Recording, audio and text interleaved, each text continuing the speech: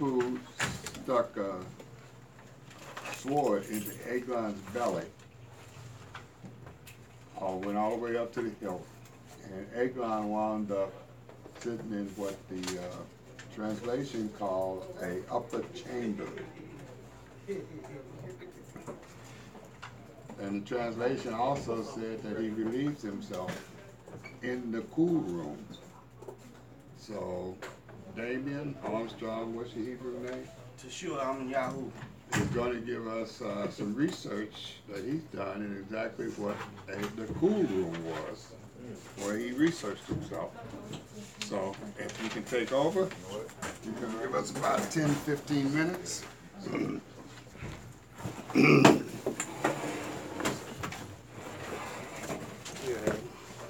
don't have to stand up. Oh, okay, thanks.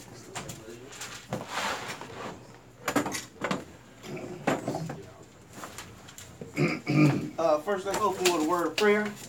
Yahuwah Eloheinu, Todah Rabbah, for fellowship, for all of our Kiyam able to come out today, fellowship on your Shabbat. We ask that you would bless the word that is taught by all the teachers today, that it would be instilled in our hearts and it would be beneficial to the kingdom and beneficial to your people. In Yeshua's name, amen. Amen. All right, as El Boy stated, we're going to be discussing briefly a verse in Judges chapter 3, verse 20, concerning this summer parlor, as Scripture calls it. If it was a restroom or if it was something else. I'll read the verse so we have it on record. And Ehud came unto him, Eglon, and he was sitting in a summer parlor, which he had for himself alone. And Ehud said, I have a message from Yahuwah unto thee.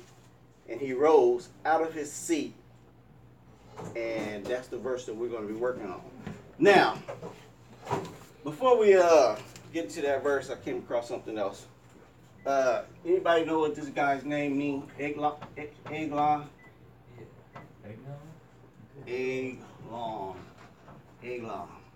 Anybody know what it means? No?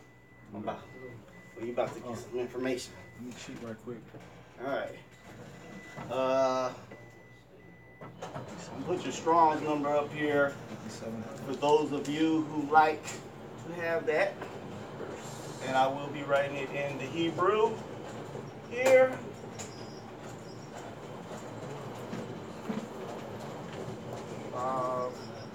And final noon.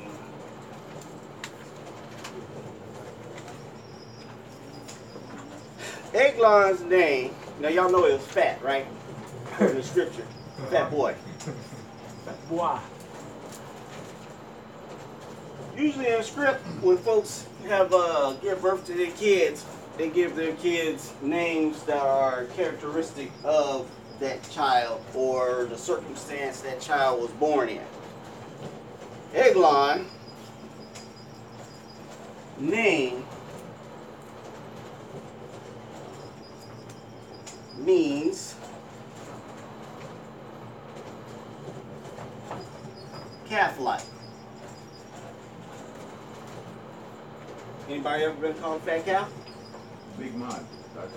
Big man? That's what you get? I'll call you fat cow from now. I'm gonna call you Eglon. What about heifer? Heifer. Yeah. All right. That's a. Don't call no sister heifer. Right. Yeah. Don't do that. Put tired in front. Yeah. That's pulling hair. His name, Eglon, comes from another Hebrew word. Yeah. Egel. There you go. Egel. Which means calf or bull calf, which comes from another Hebrew word, Egol, which means circular. So when his mama pushed him out and looked at him, usually the father named him, so let's say the dad did that. saw his son was fat and round, and named his kid Eglon. That is just a side note. I just thought it was interesting. Something prompted me to look up his name. So his name basically means, well, you can basically call him Fat Cow, because he was a big boy. And we know he's a big boy from the scripture. This is not a good one, eh? You got another one in here? I don't know, cuz you guys wear them out so much. That's Oh, well, we just go with this. We can't talk about the teacher, man. We can't do that. So let's get into the script. I get another one.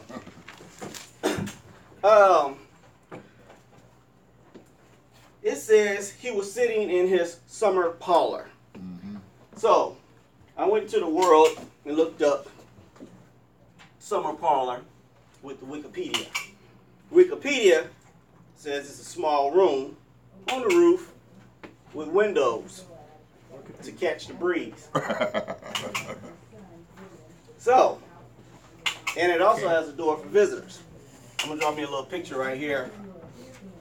Let me put me a window. This is my window. Don't make fun of my window. And this is my fake house. So it's actually a separate room on top of the house, on top of the roof. Now, Yahuwah, our Elohim, is a wordsmith. He's off the hook with the words because you get information that you never know you was getting simply by him using certain words. The word summer parlor for this structure on top of the structure. Summer. Summer here is a Hebrew word, Me'era. I'll spell it out. Mequrah. Me'era. In the Hebrew, let me write it over here in the Hebrew. Mem. Kuf. Resh. Hey. Get back to that in a second. Dictionary meaning, or Strong's meaning of Me'era means coolness or cooling. It comes from another Hebrew word, kar. I just texted one of y'all the other day when I missed the meeting. Bernard or Kanad. He said the meeting is at such and such time, and I text back car. Cool. Cool. Y'all know how we talk.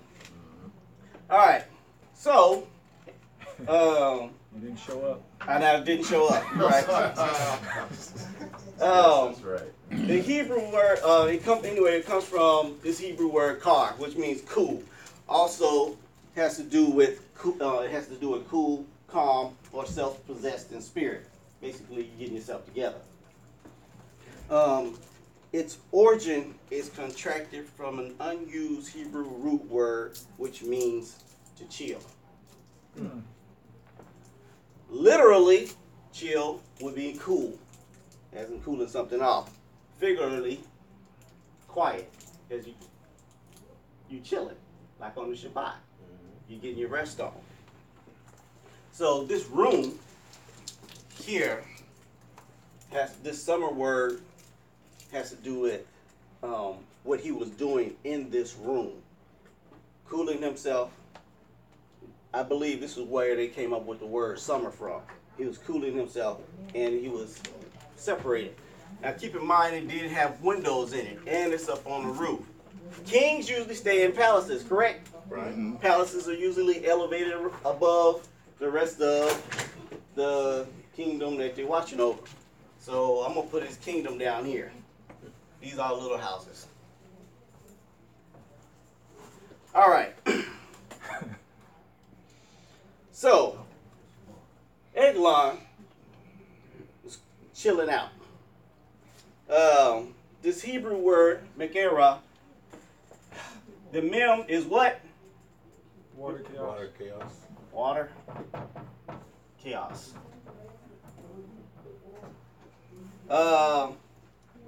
Kuf, behind, back of the head,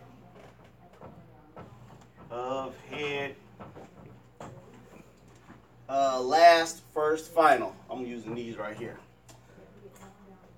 Resh is your head, right? Person first. I hope y'all writing stuff down because they ain't gonna be up here too long.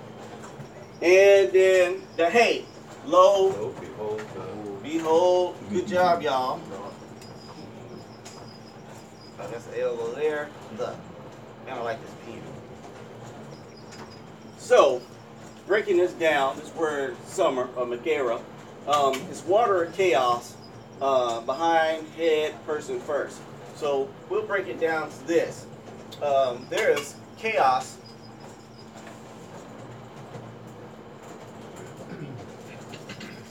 behind the back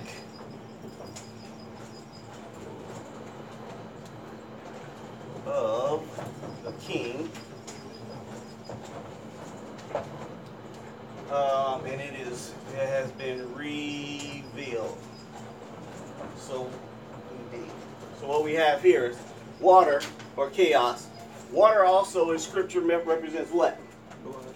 Blood and the word. The word. So I'm gonna put a little footnote here. So it is. You have chaos behind the back of the head person, which is the king, and it is being revealed. So you get two ideas coming here. You get an idea of this area is being a place where he chill out and watches the kingdom, because a king, when he's ruling, he wants to watch over the kingdom, make sure everything's going the way he wants it going. We just heard some of that in Moray's message.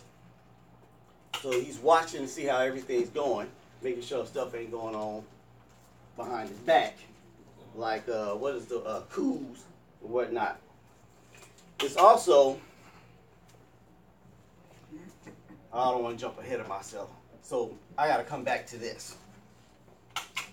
So that is the summer. The word there is Megara. And it has to do with something going on behind the back of the king that's going to be revealed. Now, what's the next word? Summer parlor, right?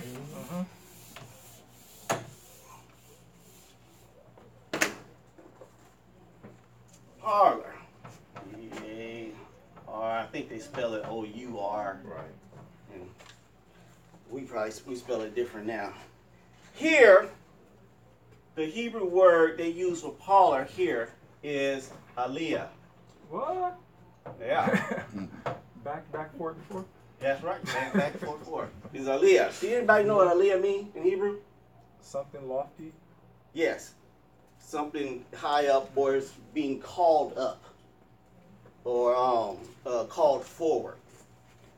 It's used in different ways in script, but always has to do with something up, coming up or up high.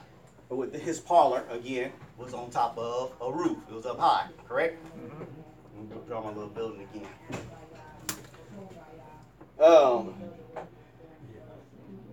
Here, it is used for a roof chamber, is what it means. It is a chamber on top of the roof. Now, it is called a summer parlor. It had the window for the breeze, and it's on the roof, serving two purposes, where I'm watching over the kingdom, and I'm going up here to cool myself off. And he said it was for himself only. It wasn't for other people. Don't forget it had a door.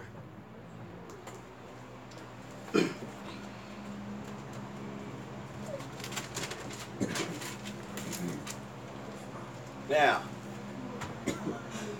aliyah, this word aliyah has to do with to go up, ascend, come up before Yah.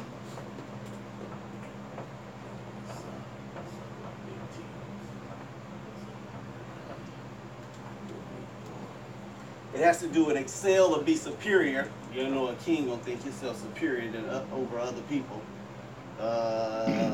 S-U-P-E-I or superior. Also to be brought up or taken up or brought before. So Aliyah in the Hebrew is spelled Ayin, Lamed, Yod, Hey. So here we get I, see, experience, go, control, toward, arm and hand, work, deed. So we see here, this room is where the king is sitting and where he is seeing what's going on in the kingdom in order to keep control over what's going on in the kingdom. And that control is his work, the Yod. And this control is going to reveal certain things. Now, so the idea of this roof parlor, it is where the king sees his rule and the action of his rule. Or rather, how his rule and his rules are being obeyed from a place of comfort. And he's watching everything from this place. He calls himself, if you would look at this from a spiritual view, I guess, he calls himself sitting high and looking low.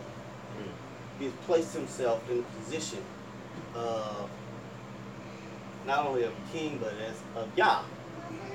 Because who is he ruling over? Kingdom. The kingdom. Who's in the kingdom? We get jacked up by him. Israel. Yes. Yah is our ruler. Right. He sits high, looks low over us. This guy has put himself in a place sitting high and looking low over us. Now, because of this,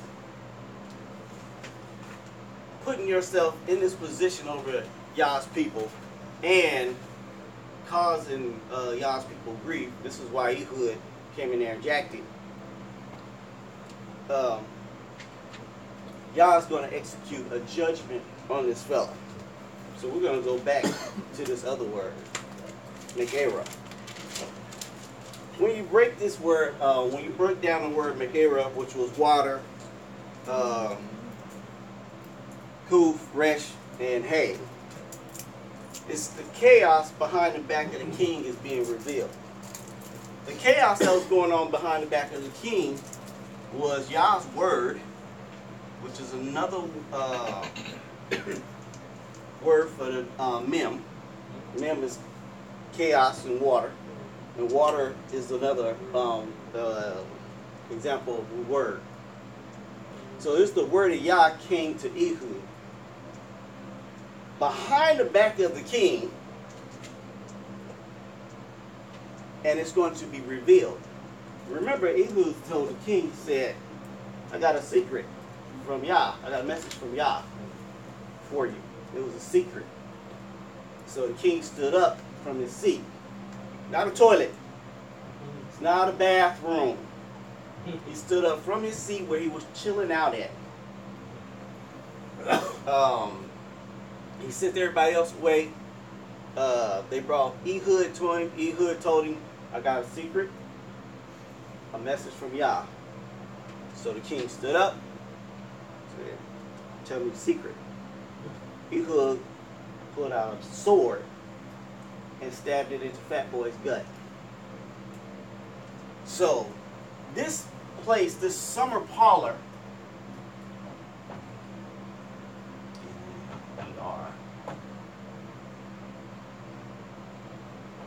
when you break down these words in the Hebrew, it tells you exactly what was going to go on with this king. That there's a secret come down from Yah, a word came from Yah, and this word came down behind the king's back. King didn't know nothing about it. It was a secret. And the secret was that you're going to die. It's judgment coming from y'all. Thank you. It's judgment because you're sitting over my people, ruling over my people, and you doing my people wrong. So that's what this word is about. This summer parlor.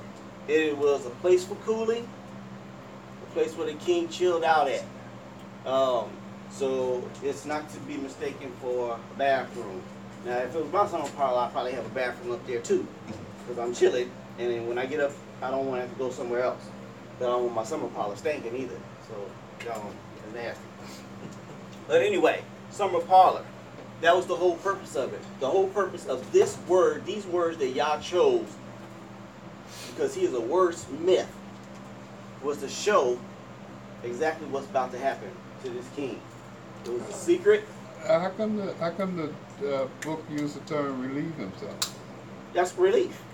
When you're hot, When you're cooling off, you go up to relieve yourself from the cool. He has a special place for that. And you know, when a breeze blow up high, right? Right. If it's down low inside the town area, then you got all these structures blocking the breeze, so you get less wind. So it's up high, it has windows for the cooling, so the air can blow through there. So that's what he was relieving himself of, from the heat. Right. And while he was relieving himself and ruling over Israel and doing Israel wrong, Yahuwah sent judgment to him and shanked him. That's what I got. All right then. That was Okay. Hey, how much time we have now? Oh, wait. Huh? Where's Leroy? Okay. Were we able to get the handouts? No, I haven't gotten it All righty. yet. No questions?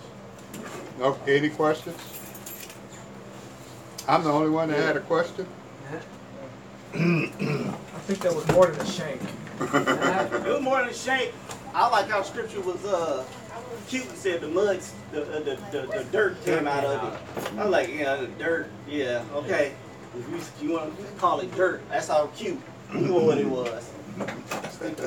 Big old sword in somebody's gut. It ain't dirt coming out. It's poop. Nasty situation. And he stuck his whole hand up in there. Good. Okay, we got a graphic. I'm sorry. I'm just saying. That's I don't y'all- want that picture in That's my y'all mind. scripts. Huh?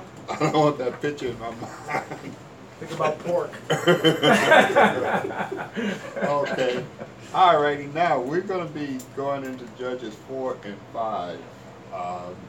Judges 4 is Deborah and Barak rescue the Israelites from the Canaanites. And then I would like to spend some time on Judges 5, which is a good example of Hebrew poetry sung. And Hebrew poetry, unlike English poetry, which usually deals with rhymes and rhythm, Hebrew poetry usually deals with concepts, playing them off against each other. But let's dig into Judges 4, and Uncle Neville is going to be working on getting the handout. Until we can get the handout, though, and start reading, I like the class to be aware that the three main characters that we're dealing with here is going to be Deborah. And in Hebrew, her name means a bee. A bee, like a bumblebee. We're going to deal with Barak, and his name means lightning. And then we're going to deal with Jet. It says in the English translation is J-L, J-A-E-L. Hebrew is Y-A-E-L, meaning ibex or a mountain goat. We got it yet? Okay, well, until we get the headlines, I'll start reading. Judges 4. But the Israelites again did evil in the sight of Yahweh after Ehud died. He was killed, not just died. He's the one that killed, what's how you pronounce his name? Eglon. Okay. So Yahweh sold them into the hand of Jabin, king of Canaan, who reigned in Hazor. The commander of his army was Sisera, who lived in, Harosheth Hagolim. Anybody got a smartphone, could find out where that is in Israel? Then the Israelites cried out to Yahweh, for Jabin had 900 iron chariots and had oppressed and tormented the sons of Israel severely for 20 years. Now Deborah, a prophetess, the wife of Lepata, was judging Israel at that time. She used to sit under the palm tree of Deborah between Ramah and Bethel in the hill country of Ephraim. And the Israelites came up to her for judgment. Now she sent word and summoned Barak, the son of Abinadab, from Kadesh Naphtali, and said to him, Behold, Yahweh, the Elohim of Israel, has commanded to go and march to Mount Tabor and take with you 10,000 men from the tribes of Naphtali and Zebulun. I will draw out Sisera, the commander of Jabin's army, with his chariots and his infantry, to meet you at the river Kishon, and I will hand him over to you. Okay, what's interesting here is what's Deborah saying to Barak? Can someone give me their interpretation of what what she just said to Barak? No volunteers? Let's see, can I pick someone then? Oh my goodness. Yazi, give us your up-to-date. You're not talking loud enough. It's not coming back here. The fan is blowing in my ear. Sorry, I didn't hear. Okay. Well, Damari, you right close. Can you tell us what? Tell him to Put us rephrase in the colloquial question. English what she just told Barak. Just wants him to go take 10,000 men and chariots and multitude, and I will deliver them into your hand. And just take 10,000 men, and you'll have the battle will be won. I guess. Right. Basically. She said, "Look, Yahweh has just told me to tell you,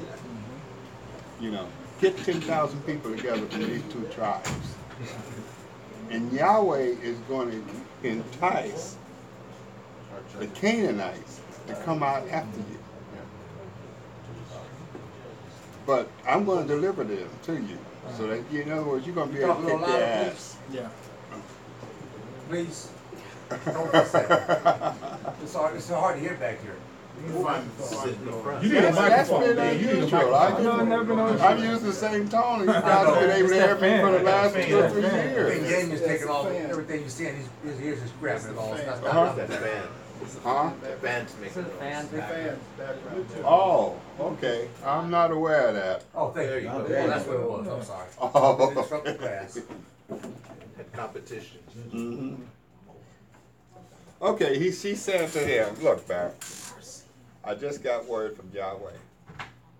He is going to get the Canaanites to come down against you. But you get these people from these 2 tribes, and you're going to win the battle. Because he's going to entice them into you. He's going to set a trap for them, in other words." And then Barak said to her, basically, Please if come you with me. go with me, I huh? can't do it on my own. Please help me, woman. I need your help. Go ahead, but No, that's what I want you guys to do. See, when you read the Bible, I want you guys to start incorporating it into your own thought pattern.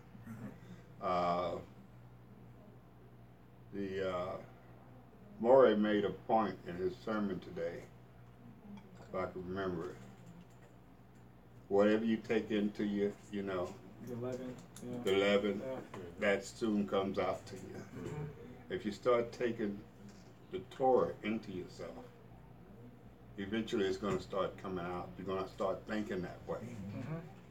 So to do that, because oftentimes when we read it, we don't put it into our own language to motor learn exactly how we would talk today. So you were doing, you said, well, if you come with me, Hold my hand. hold my hand, then I'll go. But if you don't come with me, I'm not going. In other words, he said he can't go into the battle without a woman accompanying him. Now let's read what she says. Why don't you read it out of the. And she said, I will surely go with thee. Notwithstanding the journey that thou takest shall not be for thy honor, for Yahuwah shall sell Sisera into the hand of a woman. And Deborah rose and went with Barak to Kadesh. Barak. Barak. He's supposed to be the commander of the army. Yah told her to tell him to go to war. He turns around and says, I'm not going without you. And she checks him. So she says, well, if that's the way your attitude, then you won't get the glory. That's right. It will go to another woman. So continue reading. You're already on. All right. And Barak called Zebulun and Naphtali to Kadesh, and he went up with 10,000 men at his feet, and Deborah went up with him. Now Heber the Kenite, which was the children of Hobab, the father-in-law of Moshe, had served himself from the Kenites, and pitched his tent up to the plain of Zanim, which is by Kadesh. And they showed Sisera that Barak the son of Abinom was gone up to Mount Tabor. And Sisera gathered together all his chariots, even 900 chariots of iron, and all the people that were with him, from Harosheth of the Gentiles unto the river of Kishon. And Deborah said unto Barak, Up, for this is the day in which Yahuwah have delivered Sisera into thy hand. Is not Yahuwah gone out before thee? So Barak went down from Mount Tabor, and 10,000 men after him. And Yahuwah discomfited Sisera and all his chariots and all his host with the edge of the sword before Barak, so that Sisera lighted down off his chariot and fled away on his feet. But Barak pursued after the chariots and after the host unto Harosheth of the Gentiles, and all the host of Sisera fell upon the edge of the sword, and there was not a man left. Howbeit, Sisera fled away on his feet to the tent of Jael, the wife of Heber the Kenite. But there was peace between Jabin, the king of Hazor, and the house of Heber the Kenite. Okay, well, I didn't use the proper Hebrew word, but there is no J in Hebrew. It's Y-A-E-L. Yael, yeah. Okay, keep going. Howbeit, and Yael went out to meet Sisera and said unto him, Turn in, my master, turn in to me, fear not. And when he had turned in unto her into the tent, she covered him with a mantle. And he said unto her, Give me, I pray thee, a little water to drink, for I am thirsty. And she opened a bottle of milk, and gave him drink, and covered him.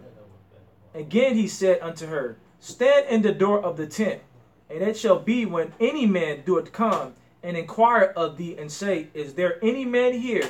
Thou shalt say, No. Then Yahel, Heber's wife, took a nail of the tent, took a hammer in her hand, went softly unto him, and smote the nail into his temples, fastened it into the ground, for he was fast asleep and worried. So he died. And behold, Barak pursued Sisera, and Yahel came out to meet him and said unto him, Come, and I will show thee the man whom thou seekest. And when he came into her tent, behold, Sisera lay dead, and the nail was in his temples. So Elohim subdued on that day Jabin, the king of Canaan, before the children of Israel. And the hand of the children of Israel prospered and prevailed against Jabin, the king of Canaan, until they had destroyed Jabin, the king of Canaan. That was 4. Okay, some things we need to just point out. Number one, okay, this is 10,000 men against 900 chariots. People on 900 chariots. Now that's quite an undertaking, because back then chariots was like tanks. Yeah, made of iron. That's what said, chariots of iron. So how were they able to prevail over 10,000 men against 900 tanks, equivalent to tanks, 900 chariots? Think about that. And a little help. Normally you couldn't. It's like anything else in life. If Yahweh's not on the side of y'all not on your side, you're not going to prevail on anything. That's true. But if he is on your side, You can't help it. mm-hmm. All things are possible. Well, try and put it in this day. Suppose you're in World War II, and you got what's a regiment? It's about 5,000 men. Italian? I think it's about 5,000 men. Oh, that's a division. I'm sorry. But even if you have a division of riflemen, if you're getting ready to go to war, we only got 5 minutes. 25. Huh? 25 minutes. Oh, 25. Okay, I can relax a bit. If you say got 10,000 men out in the field, and they come up, look over the hill, and there's 900 tanks coming toward them. What do you think any commander of those men will order them to do? Retreat. Let's get the hell out of here. We might be 10-1, but they got tanks. But if Yahweh sent you up there, you better start saying, okay, I want the people with the bazookas over here. I want the people with hand grenades over here. And we're going to take them all. Now, say the commander, though, he's got a little, what's it about? Are we going to, I need to watch my language. Sissy Fire, Tweety Bird. Little sugar in the tank. I got my Air Force veteran hat on, and an Army veteran looked at it and said, "Oh, the Air Force, yeah, they're pussies." I wonder who said that. Somebody was always bugging me when I teach. But I gotta admit, though, we are. The Air Force, I'm not gonna compare the Air Force to the Army or the Marines. Please don't. But the thing is that this sort of a Barak's attitude, you know. In other words, what Deborah basically said to him in a nice way, well, you're going to be a pussy, so you're not going to get the honor of bringing in the top man. Now, Yael is a Kenite. Anybody know what a Kenite is? Huh? Kenite.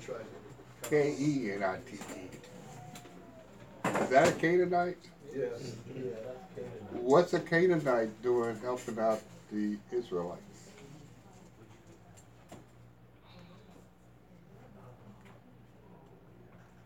It said they were at peace with each other, right? Right, but still at all.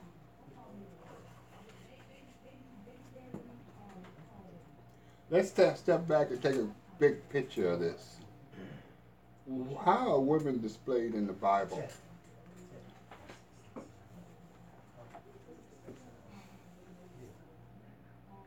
Submissive? Supposed to be submissive. Submissive? What? Was Deborah submissive? Nope. Let's take a look at some of the women that we've seen in the Bible. Sarah, Manipulative. Influential. influential, right? Deceptive. Huh? Deceptive. Yeah. Only receptive? No, deceptive. Not only, but she was deceptive. Sarah, our mother, was deceptive? How was she? Show a deception that she's full. When she says, when she told him, says, here, take one of the concubines here. That's deceit. That's not deceit. She just told him to do it, and he did it. She wasn't hiding it. Uh-huh. She wasn't happy. Now she's in the hall of faith. Faith. She is. Okay. Okay, let's look at another group of women. Rahab. And the book that's going to come right after this, Ruth. And another book, Esther. Sure. Uh, right? And look at the group of women, the midwives ordered by the Pharaoh to kill boy babies. Basically, you have a certain group that stepped up to the plate. Right. If you one thing you notice about women in the Bible is step up to the plate. And Deborah is an example of one. Sarah is an example of one. Yehel. Huh? Yehel is a sample of one. Who? Yehel? Yeah.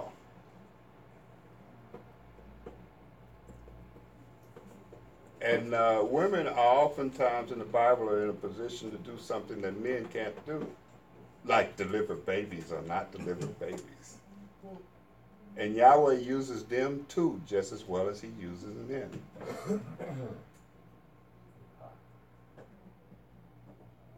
Even if he uses the woman to goad the man into doing what he should be doing. That is a perfect example of what Shaul said, that he was going to use the Gentiles to draw them into jealousy. Right. To draw the Yahudim to jealousy. Mm-hmm. So, for those of you who are happily married, and I'm not, Married. do what Yahweh told Abraham, listen to your wife. Okay. Well, how long? How How long? What? How long you supposed to listen to your wife? Look at you. You're a successful man. Why are you successful? Because you listen to your wife. I knew her. I doubt that very seriously. I would have been successful anyway. Okay. She in Torah, I'm going to listen. But that's one of the lessons we can pull a few lessons out of here. But basically is and then look at here. A Canaanite woman is the one that comes through and gets the glory. Now, oh, okay. I want to go back. Now, for the fact that she was trying to put Barak in his right place. Right. The fact that he did not want that position allowed for her now, the Yah to use her, than you to use another woman to finish off the task that Yah wanted to be accomplished. But right. She wasn't stepping out or overstepping her boundaries. That's true. You know? So, I mean, you had brought up a question about 3 weeks ago about does this scripture talks about women pastors. Right. And we see... Well, she didn't become commander of the army. She did not. But I'm saying that's the scripture that they use. That's true. That's true. I've heard it used that way. You know, say, well, I'm a pastor. Well, Deborah, she was a judge. She was a prophetess. You know. Yeah, and not to interrupt you, I think it's a difference between at this time. What's his name? Barak. Barak. He was, to me, he was a coward. Yeah. For real. But at this time, we didn't. And the men were weak. That's why he used the woman too. Yeah. But on what you saying, we had that too discussion at our house about women preaching. Church we went to, and I just think of Deuteronomy, I think in 16 and 17, when Moses asked Yah to keep a man over the congregation. Right. And she wasn't over the congregation, she was a judge. And it's a difference. I think it's a difference in Right. that. She didn't take command of the army. Yeah. No. She just said, okay, I'll go with you. Again, as she was saying, like going back what you said, she was trying to put him in his position. Right. He didn't want it. Uh-huh. You know, so she had thought, okay, well, you're going to be stripped of that honor. You're going to, if I go with you, Right. you're going to be stripped of the honor. Of bringing down the head Yes. of the army we're fighting. Which is another lesson that we saw with the 12 spies. Mm-hmm. Yah gave a command to go take the land, Mm-hmm. right? Only 2 people came back with a good report. Yeah.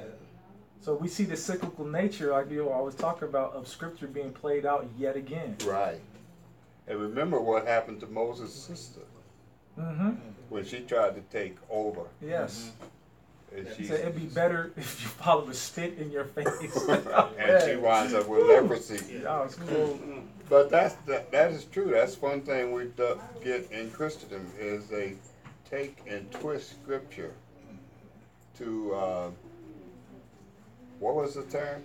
There's the government, there's the left, there's the right, and right now the government is pushing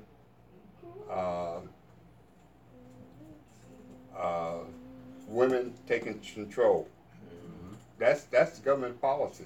Women taking control, and it's getting into the churches with women pastors and stuff like that, and they're using Deborah as as an excuse, as trying to legitimize women pastors, and yet the passage we just read, she didn't take command of the army. Barak was still command of the army. She just said, "I'll go with you, but by going with you, you're going to lose the glory of bringing down the top dog," which he did. And not only was it a woman that brought him down the top dog, but it was a Canaanite woman. Yeah.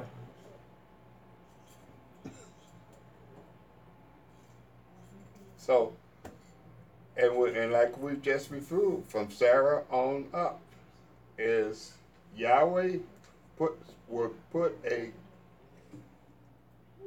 good woman for those of us who are fortunate to have a good woman, and he will tell you to listen to her. Just as Barak actually did listen to Deborah. He just was too much of a Wimp. wimp. That's the better word. I'm not going to use his word to Like some men I knew. come with her.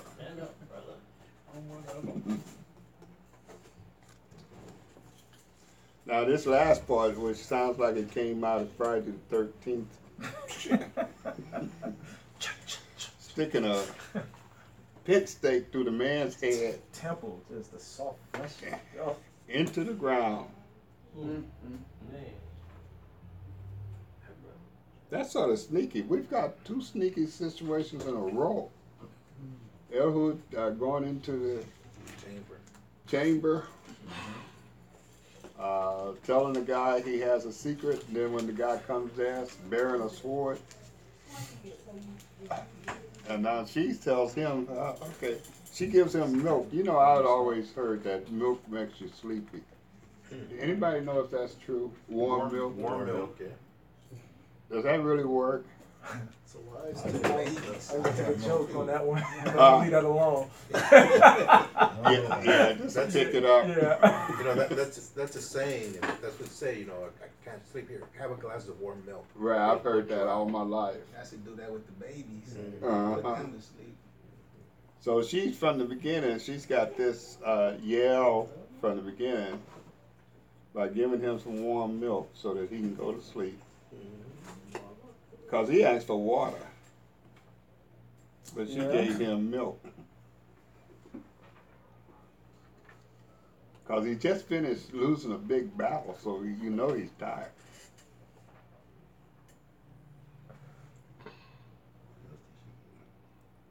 No, it's just an interesting concept. We just see how she dealt with him. You know? Right. Like it wasn't something that he was on alert. Mhm. Like, you know, maybe I shouldn't be trusting her. She dealt with him very smoothly. Mhm. And then when Barak, who's on the chase, trying to chase him down, comes up to her and say he's looking for how do you pronounce his name? Sisera. That's what I was saying. And she said, "Oh, hey, don't worry about it. Come on in here. I got him taken care of."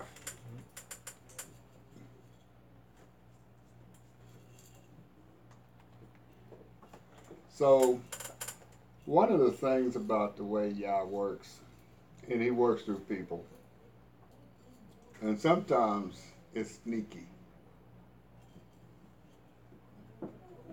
Yahweh has a funny way of doing things. He'll tell you, because it reminds me of a movie I once saw where the hero of the movie is talking to the villain. The hero is a martial arts expert. And he stands to the villain and he says to him, "I'm going to kick you on your left cheek, and there is nothing you can do about it." And the guy laughs. And then he does it. He does a spinning roundhouse kick and just knocks him on his tail. Oftentimes that's the way Yah works when we go through the Bible. He will tell you, unlike Satan, who comes there and through subterfuge and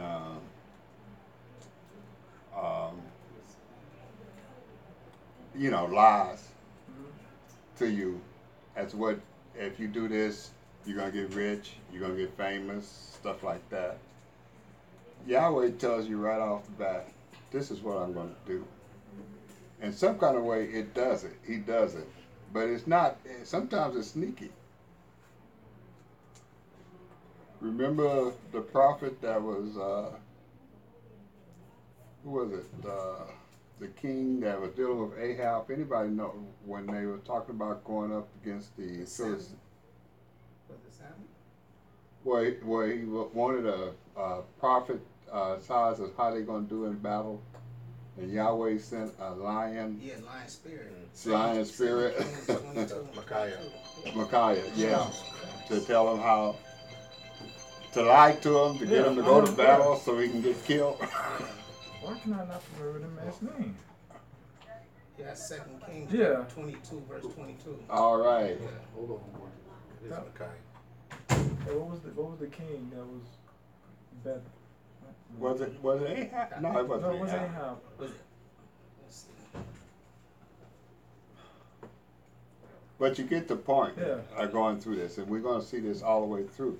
And the biggest way he suckered Satan in is he got Satan to manipulate the Pharisees and Sadducees to crucify Yeshua. And when that crucifixion went through and he rose 3 days later, Satan's lost. All he's not doing now is fighting a rear guard action. You know what's sad about that is when they did that, they said, and if anything goes wrong, you can blame us for it. You can put it on our children. Well, they did. It has been put on his children. Was put on his children. I was thinking when you were talking about by any means necessary, that phrase, we're learning the Hebrew way. There's a positive and a negative.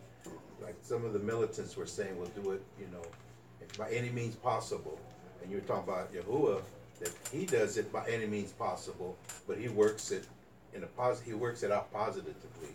Well, see, I remember during the Black Power movies that that was Malcolm X's favorite saying,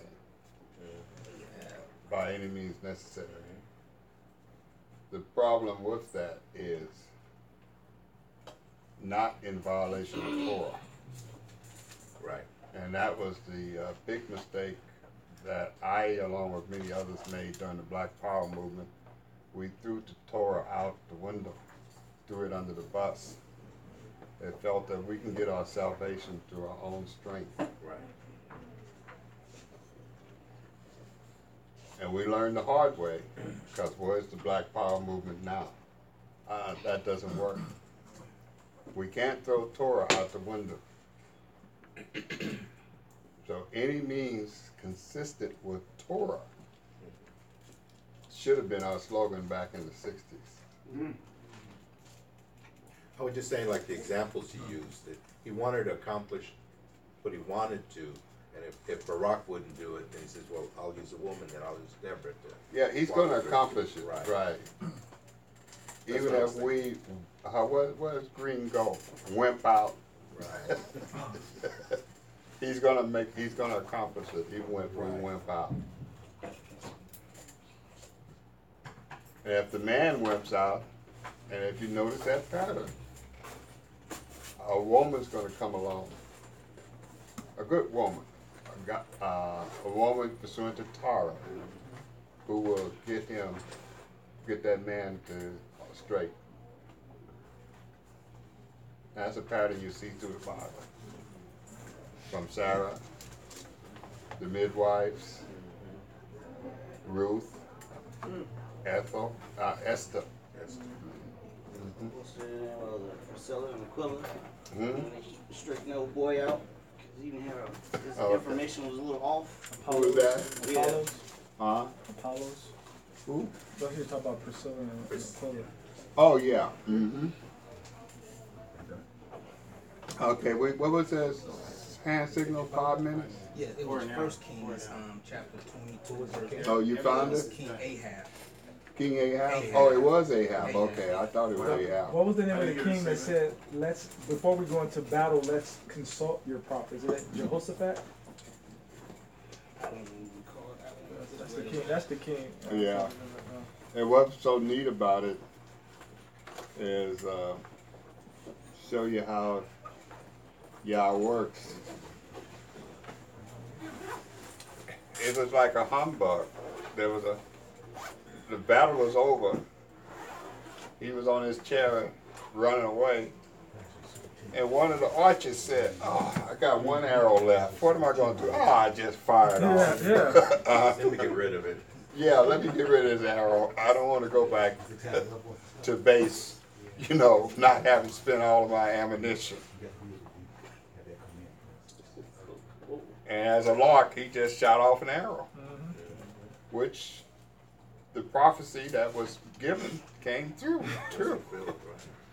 Even though he had changed clothes with Jehoshaphat and Yeah, he disguised himself. disguised himself as a common soldier. So one of the things about studying the Torah that really I enjoy and fascinates me is seeing how behind the scenes how Yah works. And we just seen it here.